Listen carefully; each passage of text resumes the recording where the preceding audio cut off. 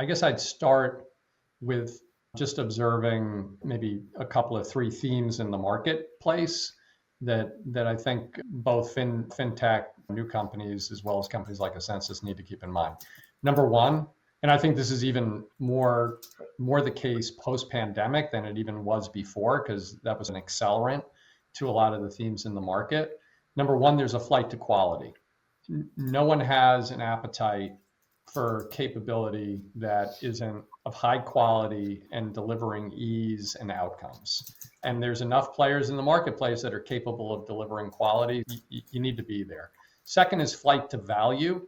I think the market has come to expect that you should not have to pay a premium to get quality, right? To get outcomes. There's examples of firms, and I think Ascensus is one of them, that are able to deliver some of the highest levels of NPS and client service in the marketplace and do it very affordably and very efficiently. And then the third, back to our earlier conversation, is just the dynamics of this industry transformation and consolidation that are happening. So I think, and on that point, as you think about the dynamics in a consolidating industry, and I am getting to your question, you've got to have scale that drives value and economics.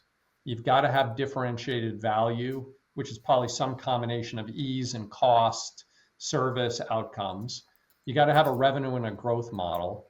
You have to have an ability to operate successfully in the ecosystem, and in some ways in what do we call it?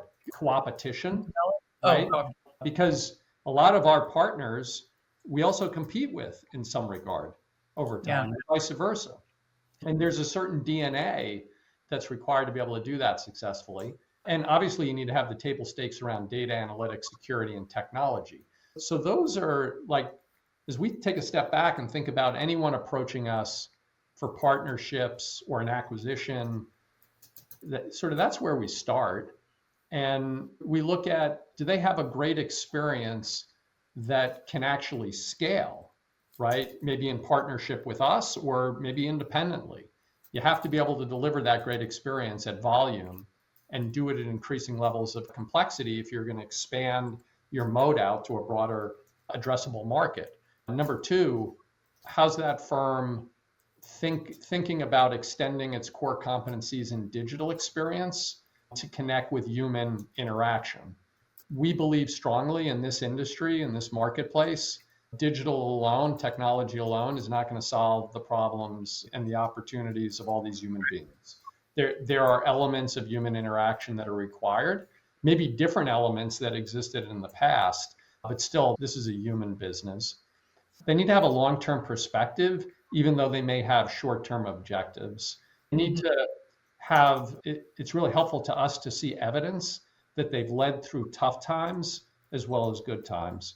And then at the end of the day, do they take care of their people and their culture and their people and their customers? Those are some of the cultural aspects that we believe are really important as we look for partners, as we look for acquisition.